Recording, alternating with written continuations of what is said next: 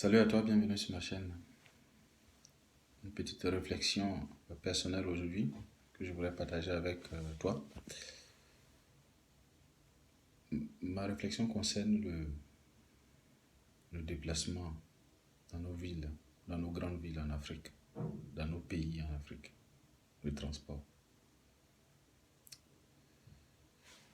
Dans cette vidéo, je vais parler d'une ville que je connais bien, que je connais très bien. Je vais parler d'Abidjan et je vais rendre hommage. Je vais rendre hommage aux habitants de la ville d'Abidjan.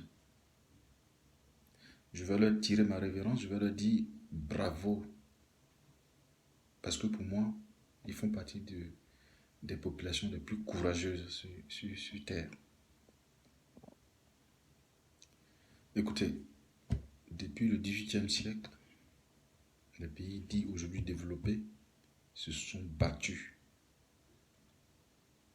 Ils se sont battus pour avoir un réseau de voies ferrées.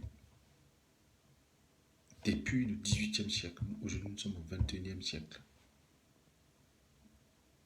Ils ont tout fait pour avoir des moyens de se déplacer, de déplacer des populations, des hommes, des femmes, et surtout des marchandises, des biens, d'un point du pays à un autre point du pays, en grande quantité et facilement.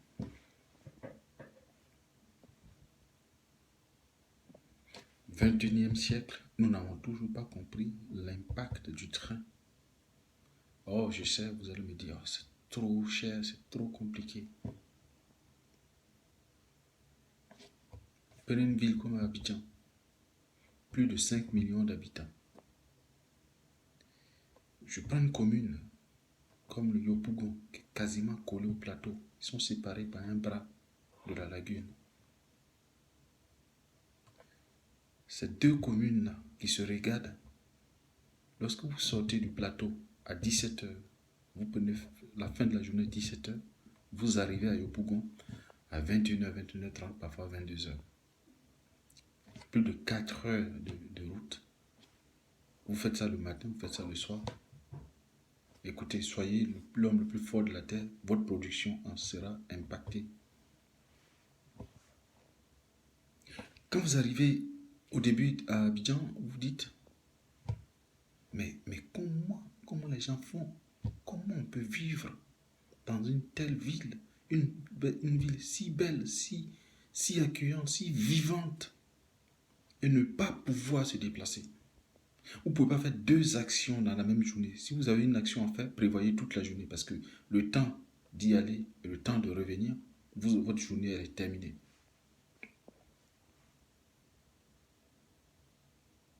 Mais comment on peut accepter une telle situation?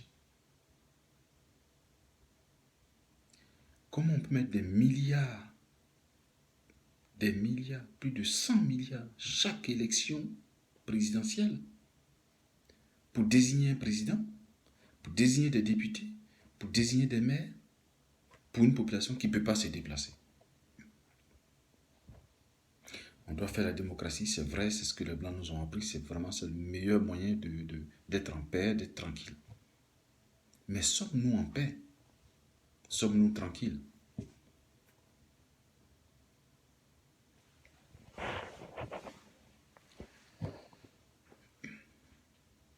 Merci au président de la République qui est en train de faire un métro aérien actuellement à Abidjan, qui va être inauguré, qui va rentrer en fonction en 2024-2025, qui va donner un peu d'espoir à cette population. Mais la vie à Abidjan, elle est impossible. Elle demande de la patience, de la persévérance pour un pays pauvre. Quand je vois la jeunesse, quand je vois toute la détermination de la jeunesse sur les réseaux sociaux, et parfois pour se dénigrer, pour parler de celui-là, de celui-ci, de celui-là. Un chemin de fer, c'est quoi? Là, je parle de la ville, mais à l'échelle même de tout le pays. Nous avons un chemin de fer qui fait Abidjan-Niger. dans les années 1940, c'était peut-être la ligne la plus stratégique qui existe. Mais aujourd'hui, là, en 2022, est-ce qu'il n'y a pas eu d'autres lignes stratégiques? Est-ce qu'il n'y a pas d'autres priorités où on a besoin de chemin de fer? Imaginez un train, je ne parle pas d'un TGV, un train, peut-être 150 km/h, 200 km/h, 250 maximum, qui fait Abidjan-Yamoussoukro plusieurs fois dans la journée. Imaginez l'impact sur notre économie. Imaginez 2-3 lignes de métro aérien à Abidjan. Imaginez qu'au lieu de mettre 8 heures dans les transports par jour, pour faire Anyama Plateau par exemple, ou Yopougon Plateau, imaginez que vous faites 1 heure ou 45 minutes, même 30 minutes. Imaginez l'impact sur votre travail, sur votre bien-être, sur votre vie. Donc imaginez ce train-là qui fait Yamoussoukro, Abidjan, Yamoussoukro, Abidjan, Abidjan, Yamoussoukro, dans la journée, qui fait 5 rotations par exemple. Ou 5 le matin, 5 le soir, l'après-midi. Vous pourrez dormir à Yamoussoukro, travailler à Abidjan. On pourra transporter des masses de façon sécurisée. Au lieu d'avoir chaque jour des accidents, au lieu d'avoir des bakas qui ne respectent rien. Je ne tire pas sur les bakas, ils font ce qu'ils peuvent. Il y a un marché, il y a un vide, il faut le combler. Les bus, c'est pas fait. Les bus, oubliez la solution des bus. Les bus, c'est fait pour desservir des moyens de transport, des vrais moyens de transport. Mettez autant de bus que vous voulez dans Abidjan, vous allez juste agrandir, empirer la situation de bouchon. Mais vous n'allez rien résoudre. Mettez 150 000 bus, mais s'il n'y a pas de route, il n'y a pas de circulation. Donc imaginez ce merveilleux chemin de fer qui fait Abidjan-Yamoussoukro. Là, Yamoussoukro est tellement au centre. Et un chemin de fer, Yamoussoukro-Boaké, Yamoussoukro-Daloa, Yamoussoukro-San Pedro. Prenez un pays comme la France, ou même prenons juste la région parisienne. Vous avez le métro, le tramway, le RER, le TGV, le train régional, le TER, etc., etc. Dans cette seule région-là, il y a plus de chemins de fer que dans toute l'Afrique de l'Ouest. Et on ne se dit pas, mais pourquoi la France investit tant dans les chemins de fer?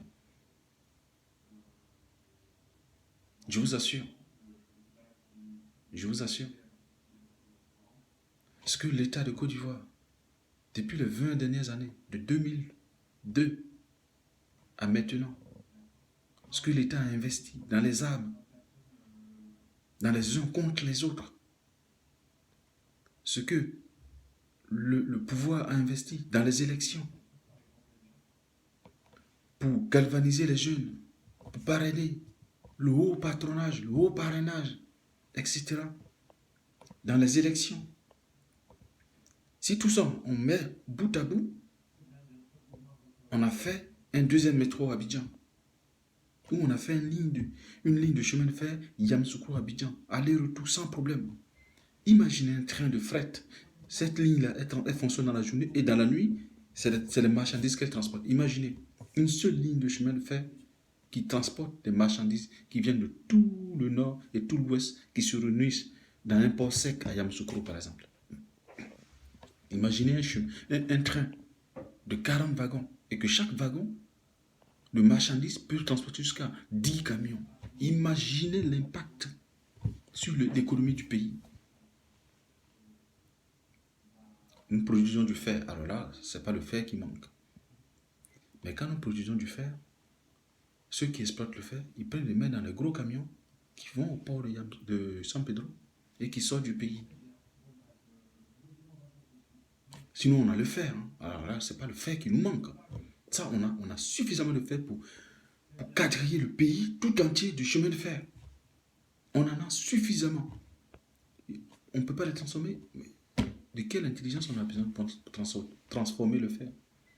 Les hauts fourneaux, mais Franchement, vous allez sur Internet, vous passez une semaine à vous renseigner sur ce que c'est qu'un haut fourneau et vous saurez tous les principes d'un haut fourneau.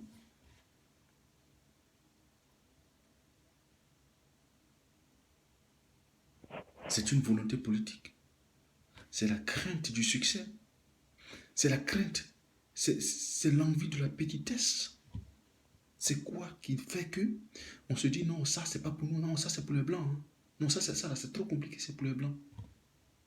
Quoi? Qu'est-ce qui est compliqué dans le chemin de fer pour que l'État de Côte d'Ivoire ne s'y mette pas? Qu'est-ce qui est si compliqué qui fait que l'État n'encourage pas les jeunes à aller vers le chemin de fer?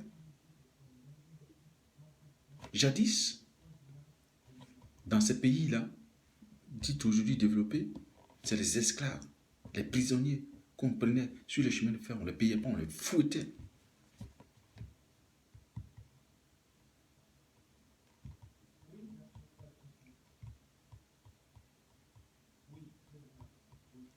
On ne peut pas prétendre vivre comme les Blancs, avoir les mêmes ambitions que les pays développés, et puis rester là avec nos maigres moyens là, et faire toujours les mêmes choses. Nous avons du fer, beaucoup de fer.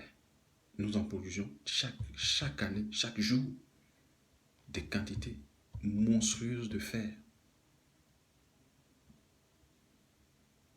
Même si aucun Ivoirien n'est suffisamment intelligent pour transformer le fer, eh bien, prenez des experts, payons-les pendant 5 ans, qui nous forment à transformer le fer. Prenons-les, prenons des experts. De même qu'il y a des mercenaires de guerre, de même il y a des mercenaires économiques, prenons-en. Montons une entreprise ivoirienne, d'État, ou une petite entreprise privée, de rien du tout, mais que l'État soutient. Prenons des experts qui nous apprennent comment fabriquer des hauts fourneaux pour que le fer là, qui sort là, on dise, écoutez, on arrête d'exporter le fer maintenant, on en a suffisamment besoin nous-mêmes. Nous allons commencer à fabriquer des rails. Au début, ça sera de mauvaise qualité, ok. Et petit à petit, on évolue. Il faut qu'on ait de l'ambition. Vraiment de l'ambition. Au lieu d'arriver au pouvoir et de se dire, moi, ma seule ambition là, c'est de rester là. Hein. Je vais rester là. Non, non, tout le monde m'aime. Hein. Je suis aimé du peuple, je vais rester là. Nous avons un président aujourd'hui qui a de l'ambition. Je ne fais pas de la politique, je ne soutiens personne. Je me contente juste de dire ce que je vois. Nous avons un président qui construit des universités. Il faut qu'une université en Côte d'Ivoire se spécialise dans les chemins de fer. Il faut qu'une université se spécialise. Cet outil-là, pour moi, est même plus important que l'avion. Parce que c'est local, c'est ce qui va nous permettre, nous, à la population, de se déplacer, de transporter les marchandises, pour que les choses ne se gâtent pas. Au lieu de prendre des camions qui nous pourrissent les voies, qui détruisent tout ce qu'on fait.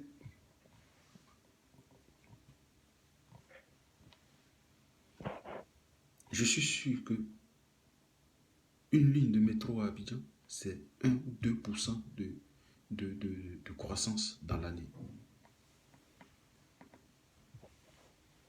Il faut qu'on donne de l'espoir à notre population. Les solutions qui ont marché ici, pourquoi c'est si compliqué? Pourquoi vous croyez que c'est que réservé aux autres? Est-ce que vous avez déjà vu un pays sérieux sur cette terre sans chemin de fer?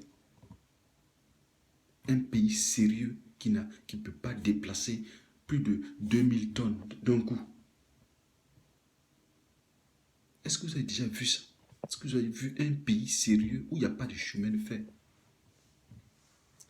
Quand je vous regarde la carte de la Côte d'Ivoire, c'est un pays magnifique. Voilà Yamoussoukro.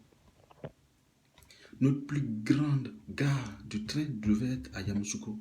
Et de Yamoussoukro en étoile, on dessert Abidjan, on dessert l'ouest, on dessert le nord, on dessert le sud. Notre hub doit être à Yamoussoukro, pas à Abidjan. Pas à Abidjan, à Yamoussoukro. Les cars qui transportent les gens doivent aller des petites villes vers Yamoussoukro. Et une fois que tu es à Yamoussoukro, tu descends de ton car, tu prends ton train, tu t'en vas à Abidjan.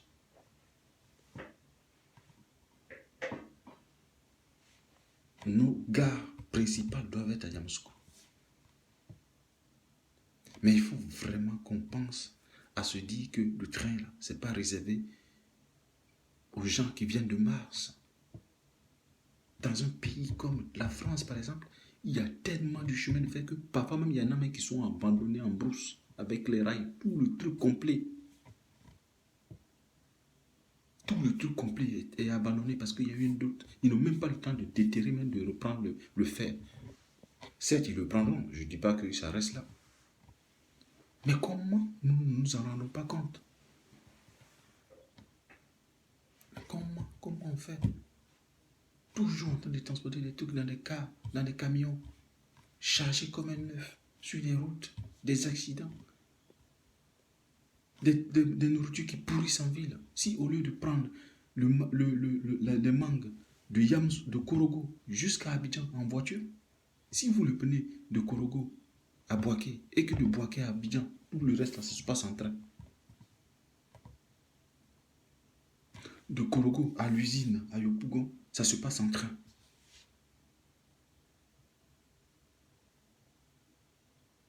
Nos autorités, je vous en supplie, je vous en conjure, mettez-vous à penser à la solution du train. Et ce n'est pas de la mer à boire. Si on doit tout faire, si même le boulon doit venir de l'extérieur, si le boulon qu'on prend pour serrer les rails doit venir de l'extérieur, évidemment, ça sera excessivement cher. Mais je dis, il y a des mercenaires économiques, ça existe, des mercenaires économiques. Prenez-les, qui nous forment sur comment fabriquer le fer, sur comment concevoir, sur comment travailler le fer pour produire ça. Si après les trains eux-mêmes, on ne les a pas encore, on n'a pas la technologie pour fabriquer nos trains, si on doit aller chercher des wagons, si on doit acheter des locomotives, ok, on va acheter des locomotives, mais les wagons eux-mêmes, là, on peut les fabriquer. On prend un, on regarde tout ce qu'il y a dedans. Franchement, prenez un jeune mécanicien à Abidjan, donnez-lui une voiture. Il va démonter pièce par pièce et il va remonter pièce par pièce. Il n'y a pas de débat, il va le faire sans problème. Pourquoi on ne peut pas faire ça avec le train? Pourquoi on ne peut pas faire ça avec le wagon? S'il voit un wagon, on lui dit voilà, ce câble, ça fait ça, ça fait ça, ça fait ça. Voici les places assises ici. On peut le fabriquer. Prenons des mercenaires économiques. Si vous estimez qu'aucun Ivoirien de la diaspora, des Ivoiriens en Côte d'Ivoire, si aucun dans le monde entier n'est dans le domaine du transport ou n'est dans le domaine ferroviaire, eh bien dans ce cas, prenons des mercenaires. Des mercenaires économiques, il y en aura. Ils vont venir, ils vont nous former. Dans 5 ans, on sera en train de produire nos propres wagons. Dans 20 ans, on sera en train de produire nos propres locomotives. Au lieu de passer là à vous critiquer, à faire de la politique, franchement, la politique, de rester là pendant des décennies à vous critiquer. Lui, elle est mauvaise. Lui, elle n'est pas ivoirien. Lui, elle n'aime pas son pays. Lui, elle est là. Lui, elle est ceci. Lui, elle est cela. Il ne faut pas vous concentrer sur l'essentiel. Avant la démocratie en Afrique, l'Afrique ne vivait pas. L'Afrique ne fonctionnait pas. C'est la démocratie qui est venue et qui va nous apprendre tout. C'est la panacée. Avant la démocratie, l'Afrique ne fonctionnait pas. Des élections tellement chères, tellement coûteuses, qui ruinent nos États. On s'endette 5 ans pour rembourser ce qu'on a emprunté pour faire l'élection. Mais dans ces cas-là, je ne sais pas, réunissez les chefs et que c'est seulement les chefs qui disent qui doit être président. Au moins, ça nous coûtera moins cher. Ou bien quand on a un président qui travaille, ben, qui reste là toute sa vie. Jusqu'à ce qu'à un certain moment, on dise, il est vieux, il ne travaille plus. Ok, on va changer. Mais évitez de nous appauvrir chaque 5 ans à coup de milliards pour faire des élections. Dans un pays qui ne fonctionne pas.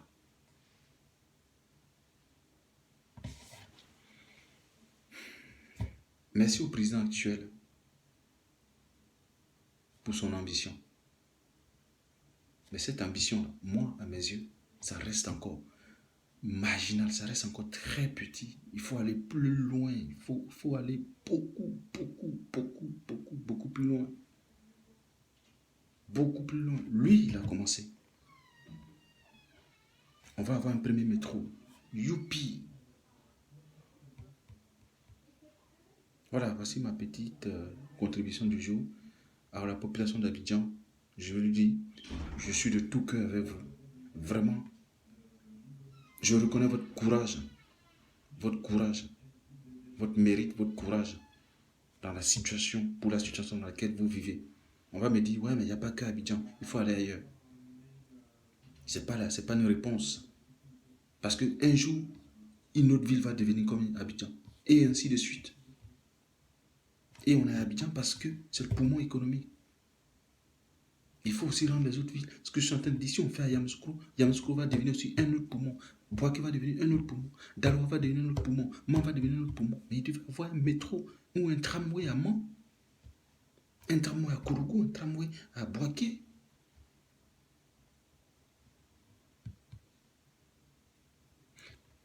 Le Premier ministre ivoirien l'a dit. Notre limite, c'est le ciel. Le train, ce n'est rien. Il n'y a rien de sorcier dedans. Vraiment, c'est du béaba. Ce n'est rien. Ce n'est rien. Le train, pour concevoir un train de A à Z, ce n'est rien. Je le dis, ce n'est rien. Ça ne demande aucune intelligence exceptionnelle. C'est rien. Pour fabriquer les rails et les poser, ce n'est rien. Ce n'est rien. On ne le fait pas parce qu'on a peur. Parce que psychologiquement, on se dit non, ça, c'est pour le blanc d'être. Hey, train, hein? C'est ça. C'est la peur là, qui nous maintient là-dedans.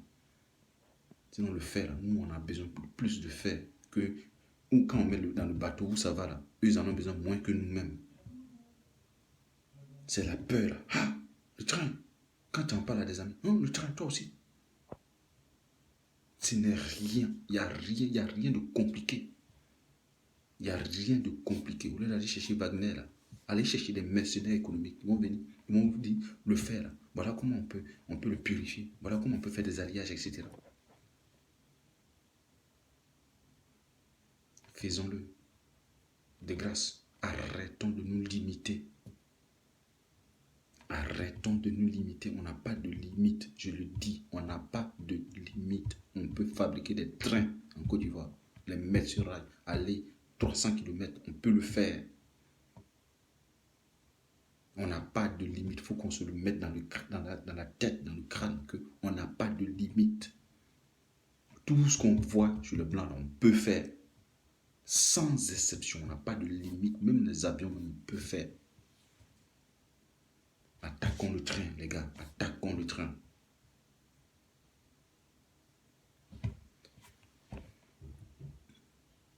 Population de Côte d'Ivoire. Regardons l'essentiel. L'essentiel, ce n'est pas les partis politiques. L'essentiel, c'est le développement à nous. C'est le développement. C'est ça l'essentiel. C'est vraiment ça l'essentiel. Si vous êtes capable d'aller vous donner, de mourir pour les partis politiques, de mourir pour un homme de grâce, mourir pour lutter contre la misère, mourir pour développer votre pays, ce sera une mort noble, sensée.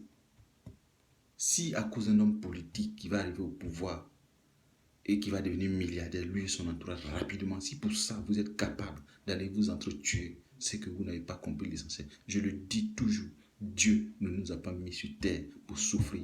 Dieu ne nous a pas mis sur terre pour être pauvres. Dieu ne nous a pas mis sur terre pour nous limiter. Ce plafond de verre psychologique qu'on nous a mis dans la tête depuis la colonisation jusqu'à aujourd'hui. Et ce plafond-là qui fait que nous ne voyons pas au-delà de ce qu'il y a sur nos têtes là. Il faut casser ce plafond-là. Je dis, on peut produire des trains en Côte d'Ivoire. On peut déplacer des populations. On peut pousser la population à découvrir le pays parce que les Ivoiriens ne connaissent pas la Côte d'Ivoire. Parce qu'ils n'ont pas les moyens de faire du tourisme chez eux-mêmes. On peut le faire. On peut le faire. Le train, ce n'est rien de sorcier. Moi-même, je vous parle là, si on me donne les moyens là, je vais commencer à travailler le fer en Côte d'Ivoire. je vais commencer à produire des rails. Ce n'est rien du sorcier. À bientôt.